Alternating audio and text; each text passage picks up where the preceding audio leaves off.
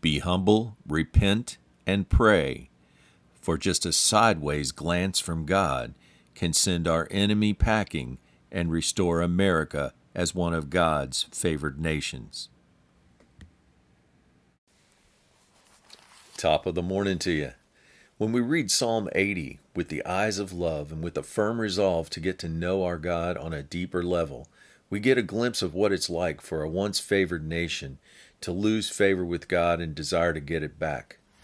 There's a desperation expressed by the survivors of Israel, pleading with God to turn away his wrath, which, by the way, was well deserved, as his people turned their backs on him when they refused to obey his will and ways, and instead worshiped false gods in his place.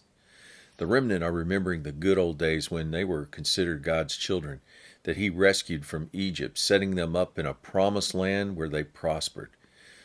Now, thanks to God's right hand of favor being withdrawn, their nation suffers from broken borders and a ruthless enemy bent on their destruction. But all is not lost. They plead with God to remember them and come to their rescue like he's done in the past. They know it wouldn't take much for God to restore them to a right relationship with him and restore their land that he gave them. Verse 16, the enemy burned the land with fire, it is cut down.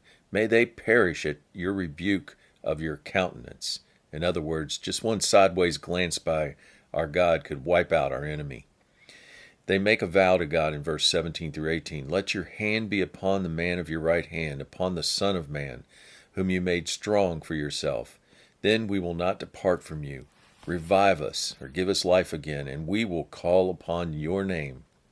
Word of encouragement here, there is hope for America. Despite our broken borders, despite having an enemy who wants to steal, kill, and destroy us, we have a God who loves us.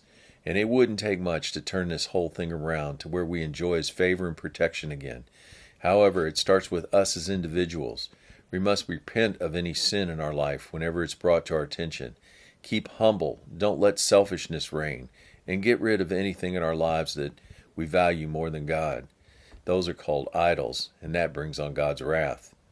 Once we are personally restored, then we can hope and pray that this revival on our part will get the traction and build to a national movement. Have a great day.